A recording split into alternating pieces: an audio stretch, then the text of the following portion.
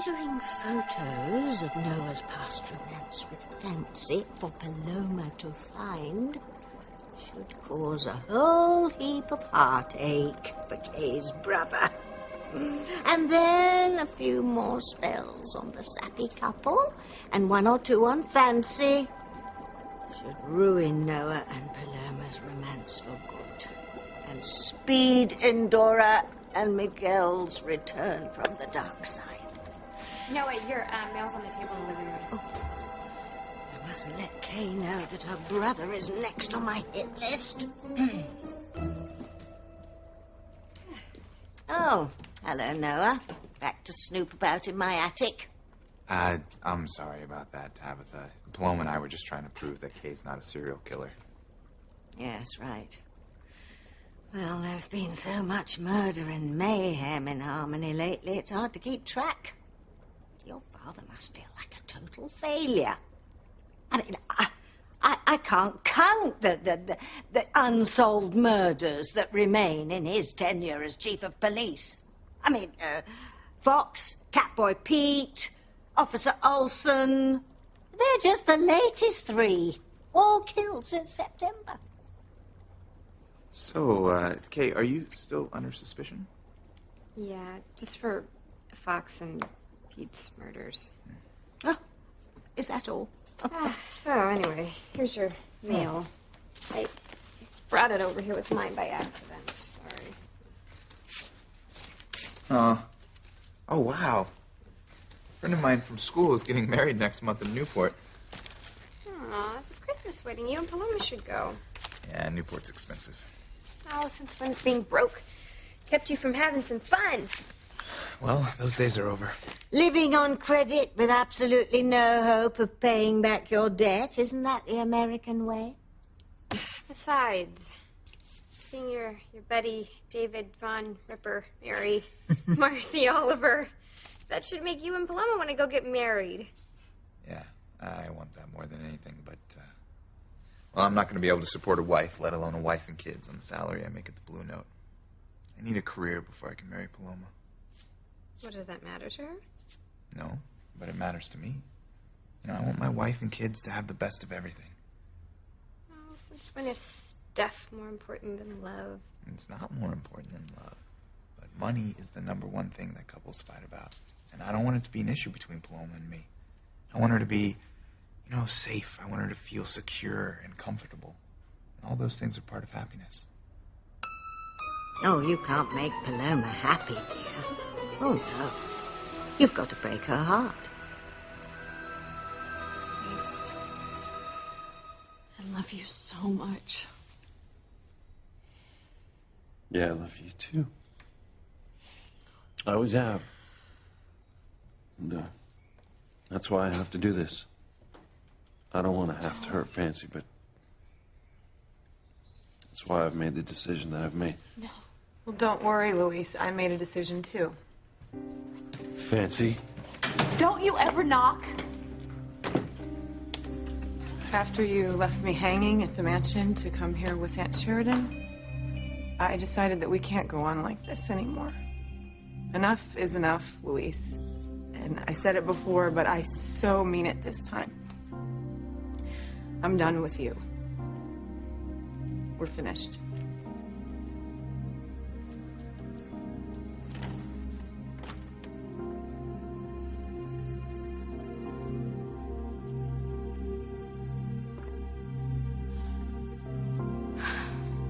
This could only happen to me.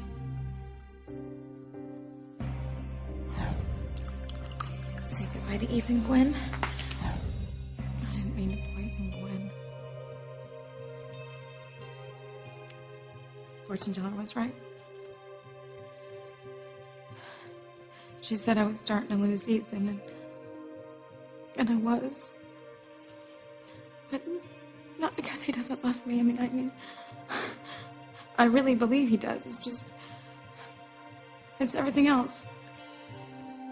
Alistair, he's back, and that makes my marriage to Ethan illegal.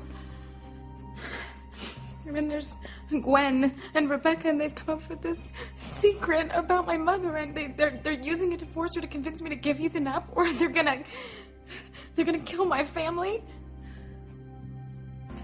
I just think that the only hope I have of freeing myself is to tell Ethan the truth about little Ethan. But if I do, my mother, she swears that Gwen and Rebecca will kill my family. So, God, I don't know what to do.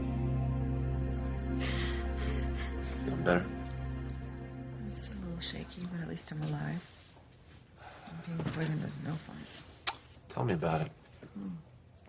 Yeah, that's right. Teresa poisoned you too. But it was an accident. Because she was trying to poison Alistair. I know where you're going with this. I wish you wouldn't go there, okay? I don't think she'd try to kill you, Gwen. You mean again? She stabbed me. You know that. Gwen, you stabbed her, too. Ethan, I was out of my mind at the time. She was out of her mind, too. Look, the point I'm making here is I don't think she would try to hurt you when you're trying to take care of a sick infant. Which is what we need to talk about, Gwen. I know. Jonathan's partial liver transplant. Look, the doctor said that a sibling, a blood relative, would be the ideal donor for him. Yeah, so we'll be tested along with our parents. Well, except Rebecca, there's no way she can be a donor. I mean, her liver's probably in worse shape than Jonathan's is. But anyway, if we don't find a suitable donor among us, we're gonna have to consider Jane. I really hope it doesn't come to that. I don't want it to come to that either, but she's his only sibling. But even the doctor said Jane is so young. If she were to be a donor now, it could affect her health for the rest of her life. No. I wish Jonathan had an older sibling, a brother or a sister. The doctor said the odds are they would be the ideal donor to save our son. Ethan, Jonathan does have an older sibling. Your other son, little Ethan.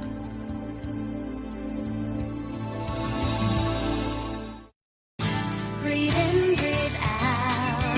You keep me alive. You are my passion for life. Wait, Fancy, wait. Why? So we can play the same scene over and over again for the umpteenth time? Oh, Fancy, you can't leave me. I love you. Oh, but you just told Sheridan you love her, Louise. Oh, it's not what you think. Trust me. Trust in our love. Did I leave anything out? No, would you stop for 1 second, okay? There are things going on, okay? Stuff is going on. It involves me and Sheridan that you don't know about. Yeah, the last time I walked in here, you and Sheridan were involved on the floor in front of the fireplace. And before that, you were involved at the Bedbug Hotel. I can't go through with this anymore, Louise. I won't. I am removing myself from this warped little triangle. No, well, I am not going to lose you, okay? Not like this. You've already lost me, Louise. No, Fancy, please, would you just listen to me, please? I love you. Really, Louise? Get some new material. This tripe you're spouting wouldn't pass muster on a daytime soap. Please, would you just trust me, okay? I'm telling you. Fancy, come on. Life is too short. I'm telling you, this is all just one big misunderstanding. Oh, well, I didn't misunderstand catching you in lie after lie with Sheridan and seeing you two going at it. What I don't understand is why you didn't have the decency to tell me you want to be with her. Why did you keep stringing me along? Either you're just mean and hateful or you're a lying coward. So which one is it, Louise? What kind of man are you? No, don't you dare talk about Luis that way. Because Luis is kind and loving, and he is the bravest man you will ever know. Huh. Yeah, I guess he must be pretty brave to keep going back to a man-eater like you. Fancy, please. Oh, come what? on, You please. cheated on me with Sheridan. You don't deserve Luis. You know what? You're right. I deserve better. I am sick of walking in on a man who keeps claiming to love me while he's plotting to leave me for his ex. Oh, please. No, you know what, Fancy? This isn't about you. This isn't about me. Luis is about to make a great sacrifice. The greatest sacrifice a person could make for someone else. What sacrifice? What is she talking about? No, I'm going to do it. I am going to tell Ethan that little Ethan is his son. Because then he'll know for sure that I didn't try to kill Gwen because they have a son together and we don't. And without motive. He'll be able to cast reasonable doubt on the rest of the case against me, and then I'll be found innocent, and then everything will just... everything's gonna be a mess because Gwen and Rebecca can fall through with their threat and they can kill my family and I'm not doing it. I'm not gonna tell him. I cannot tell him that little Ethan is Jonathan's half-brother. Thank you, Miss Hotchkiss. I'll have the lab test both these samples to see if either you or Mr. Winthorpe qualify as potential organ donors for your son. One of us has to be a match, right? We're Jonathan's parents. It's certainly possible, but there's no guarantee. Compatibility involving organ transplants is a tricky business. Donor-recipient match rates are usually higher between siblings than between parents and children. But Ethan's daughter is just so young. Let's not go down that road just yet. First, let's see how these test results come back. Then we'll test your parents. Then Jonathan's half-sister, Jane, as a last resort.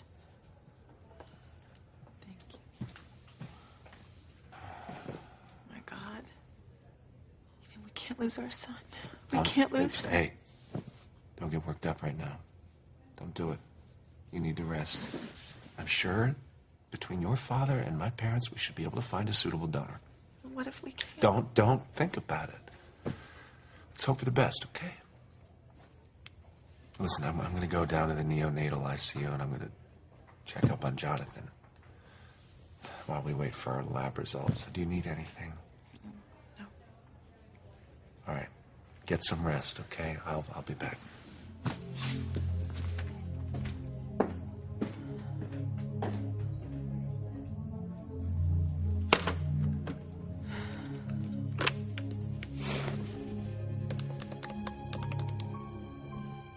Oh, Mother, thank God you picked up. I really need to talk to you. No, not about what to wear to Teresa's trial. I have to talk to you about Jonathan. Medication, the machines that the doctors had him on to treat his condition are not helping. And he needs partial liver transplant. So, right now, Ethan and I are being tested as possible donors. But the doctor said that the best match would probably be a sibling. And the problem with that is that Jane is so young, so if Jane were to be the donor right now, it would be really bad for her. And it could affect her health for the rest of her life. Of course, that's a risk I don't want to take. But, Mother, the other option, if all else fails, is testing little Ethan. Yeah, that's the problem. The problem with that is that if I tell Ethan, little Ethan is his son with Teresa, I'm going to lose any hope that I would ever have to win him back. You mean keep your mouth shut, Mother? If I don't tell Ethan the truth about little Ethan and there are no other matches, then Jonathan could die without that transplant. I don't know what I'm going to do. Even if I don't take Paloma to David and Marcy's wedding, I'm still going to have to send a gift. Gifts cost money. God, I can't get a new job quick enough. Do you guys mind if I hang out here for a little while and look through the classified ads where it's still, kind of quiet? Yeah, sure.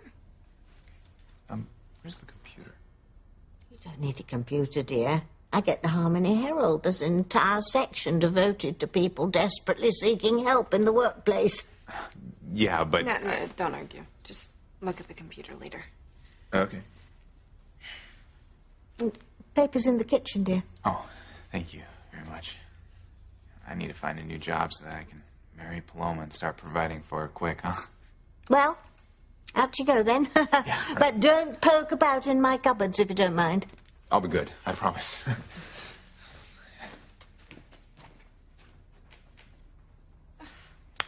This isn't fair. What? Death and taxes? Besides that, Noah and Paloma, they're so happy.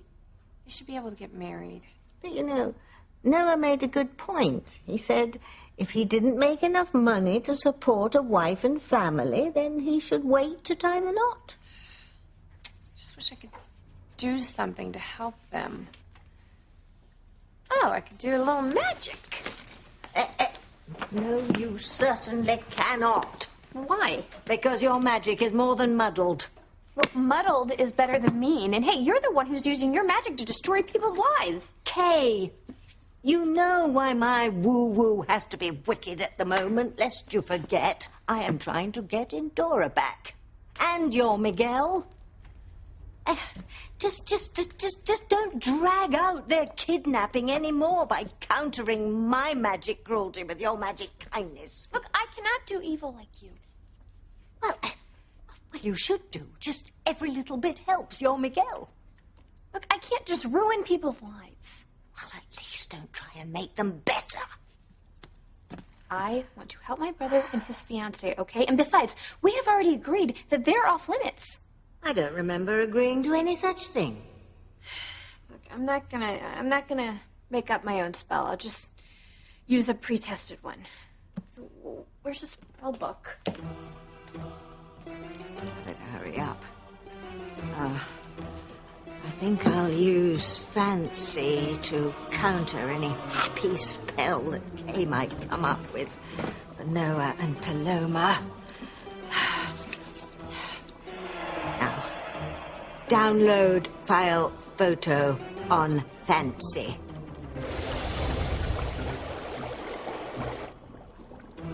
I think I'll use a time-delayed spell. And that way, next time Noah and Fancy meet, my magic will kick in. And their eyes will meet, their lips will touch, and nothing will ever be the same again.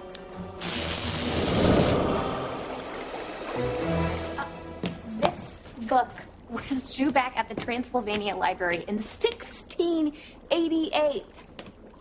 Put that away, dear. I don't want your brother seeing it. What's going on? Nothing. Must be something. No, nothing I can see. What's happening with Gwen? Gwen who? She's in the bowl. Oh, yes. Oh, there she is. Well, since I was at the hospital earlier, I guess that Gwen is going to be tested in the worst way. And I doubt she'll be ordering liver and bacon anytime soon. Ethan and I, we have to be a match for Jonathan.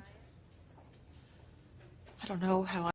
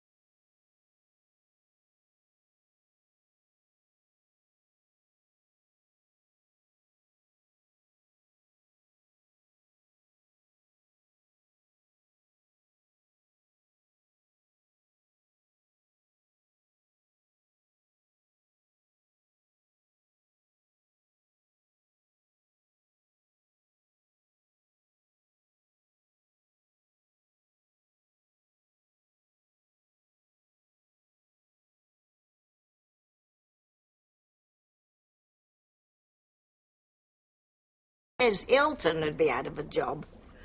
What does Teresa know? Well, she does now. But for years, Teresa thought that Julian was her son's father. Why hasn't she told Ethan? She can't.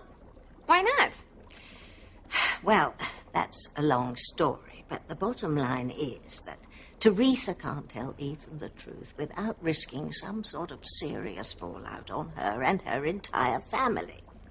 But the irony is that Ethan and Gwen's baby, Jonathan, needs a partial liver transplant. Jeez. Since when? Well, that's another long story. But the point is, it may turn out that little Ethan is the compatible donor. Well, that's good, right? I mean, little Ethan could end up saving his half-brother's life. Yes, if Gwen decides to tell Ethan that Jonathan has a half-brother.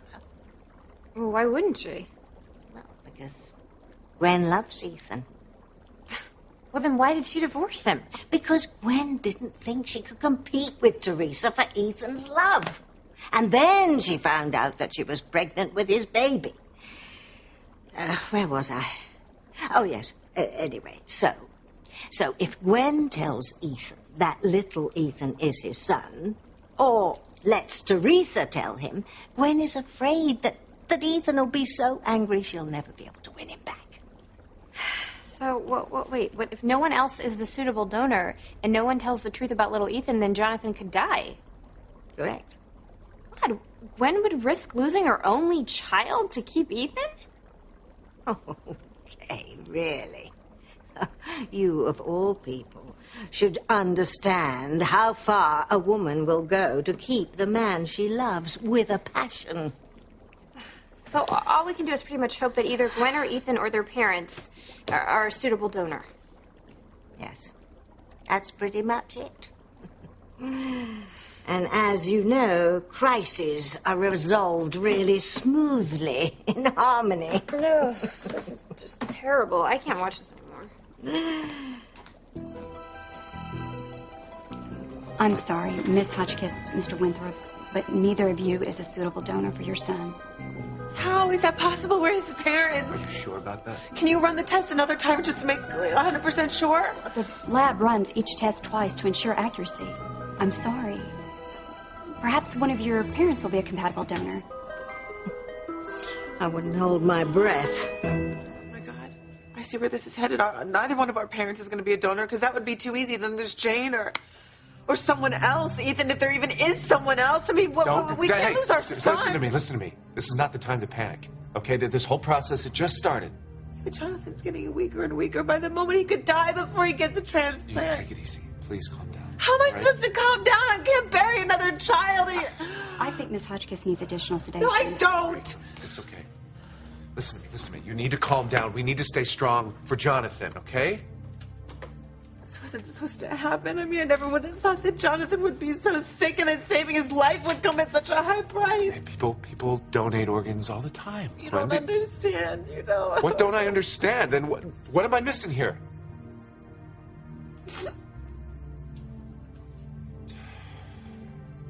All right. Listen, I know what I have to do. What? Just stay here. Get your rest. I'll be back.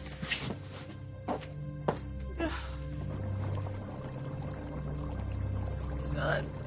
My son.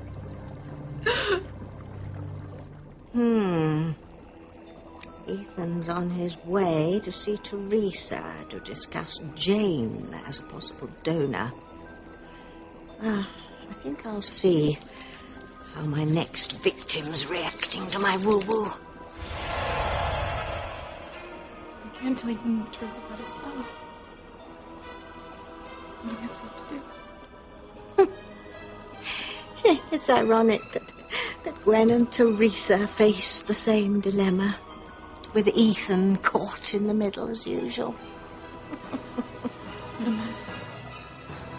And things will get even messier with a little help from moi. What are you doing? I'm making sure things stay out of control for the hapless mortals of Harmony. Where are you going? I'm going to cause more trouble.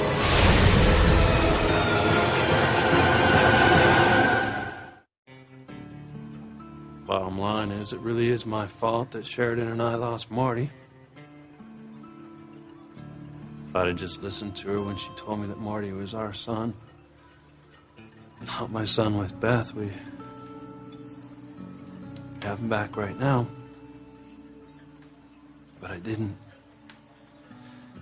And when Beth went on the run with Marty, Sheridan was right again. I had a chance to shoot her, but I didn't.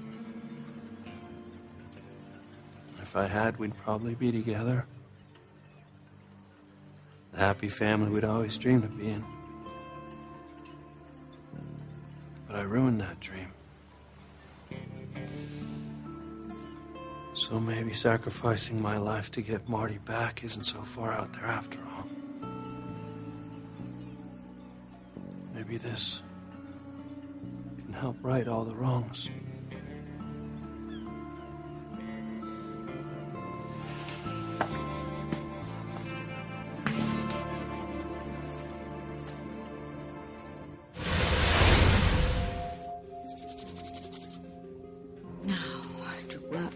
Wicked woo-woo on Gwenny.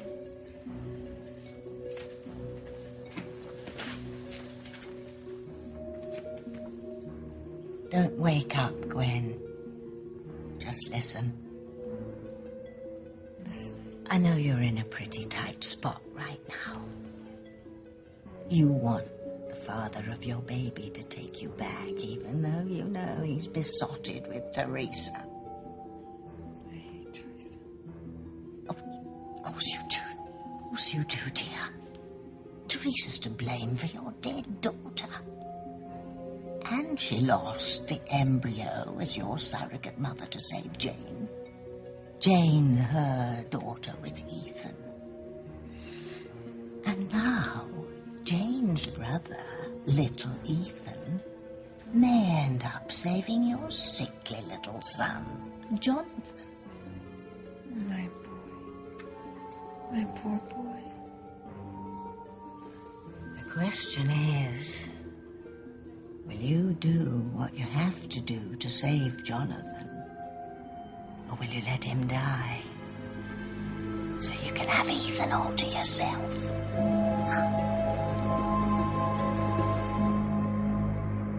Thank you, George. You came. I was just, afraid that... What, that I wouldn't? Yeah. Teresa, even after I've told you that I love you and not Gwen, even after I've told you that I want to be with you and not Gwen, the only reason I'm spending time with her right now is because Jonathan's sick. No, I know that. I do. It's just, you know how I get worried.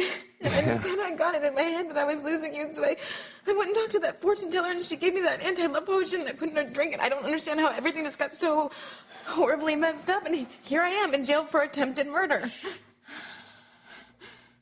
Listen to me. Something's happened, and it affects you. Oh my God, Gwen is dead. No, she's actually fine. It's Jonathan. What happened? It's taken a turn for the worse. Okay, is there something I can do? Actually, there is. And I don't think you're gonna like it.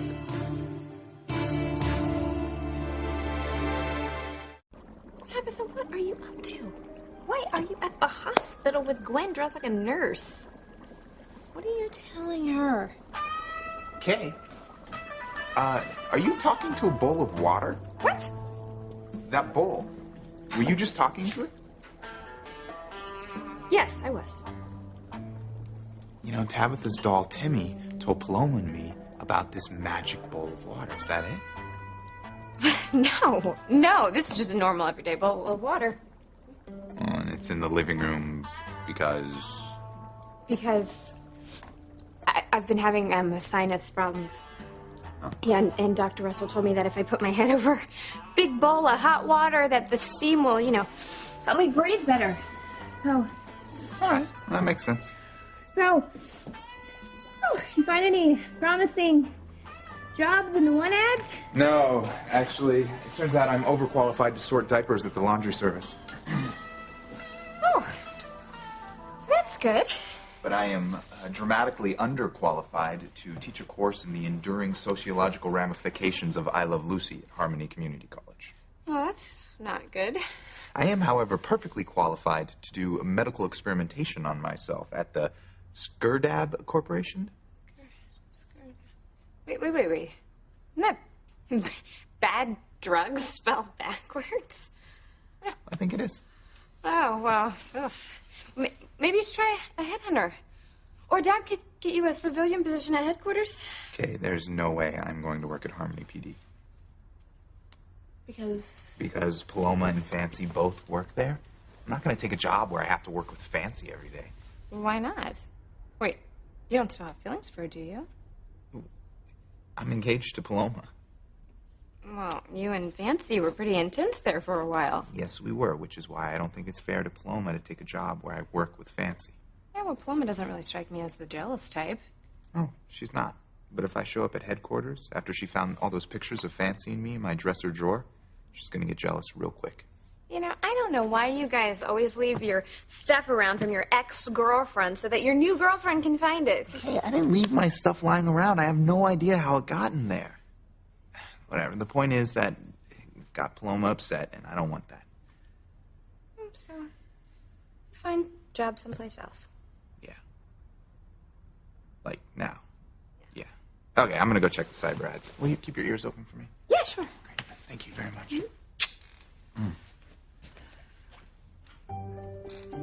Poor Noah. Okay, I don't care what Tabitha says. I have to do something wonderful for him and Paloma. Knock it off, or I'll pour you in Fluffy's water bowl. Much better. Okay, now, how can I help Noah? Fancy? Hey, you okay? Their eyes will meet, their lips will touch, and nothing will ever be the same again. No, I'm not okay. Oh, what's wrong? No, I've been such a fool. Luis doesn't love me. If he ever did. Fancy, come on. Of course Luis loved you. I bet he does still. No, Luis and I are finished. You can't say that based on one little Please fight. don't try to sugarcoat things to make me feel better, okay? Luis and I are over. Wow. I'm sorry, Fancy. You know, I was really happy that Luis could have you, even if I couldn't. You know, it ripped my heart right out of my body when we broke up in Rome. It was Maya. Well, it was more that you didn't trust me enough to be honest with me about why you were with her. Fancy, I was just trying to protect you. You know, I didn't know that Alistair was using Maya to try to break us up. And when I figured it out, it was too late. You'd already moved on to Luis. Not at first. In the beginning, I was drawn to Luis over the situation with Marty.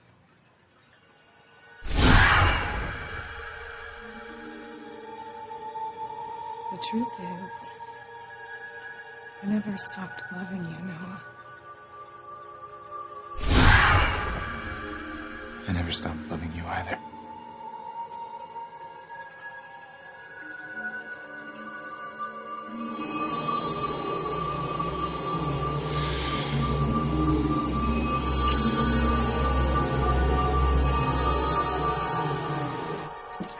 I just wish Luis would come back so I could tell him what I think he should do.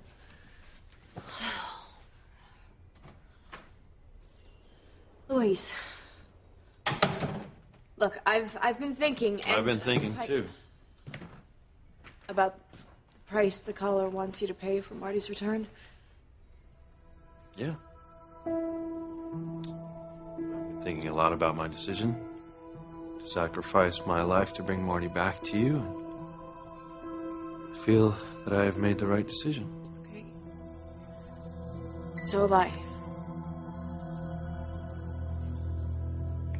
So, Gwen, are you listening? Well, in my professional opinion, as a witch, I think you should. Oh, bloody hell. I know I have to do evil to get Endora back, but this situation with Gwen and Ethan and their son and Ethan, Teresa's son, as a possible donor match is hellish enough already. Gwen's in the worst possible position a woman could be in. Having to choose between her baby and the man she loves. She's going to suffer whatever she does. I hope I don't regret this. Like the time I helped Gutenberg build that little printing press. I've made up my mind.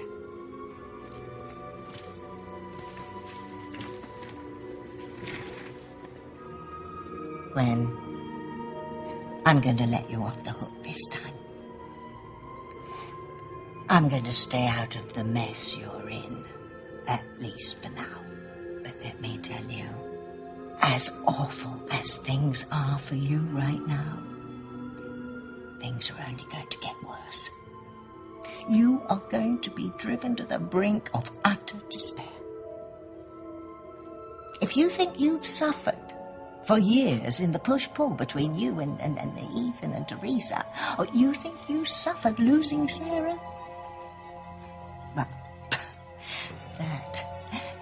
there's nothing you've ever been through to compare with the agony that awaits you.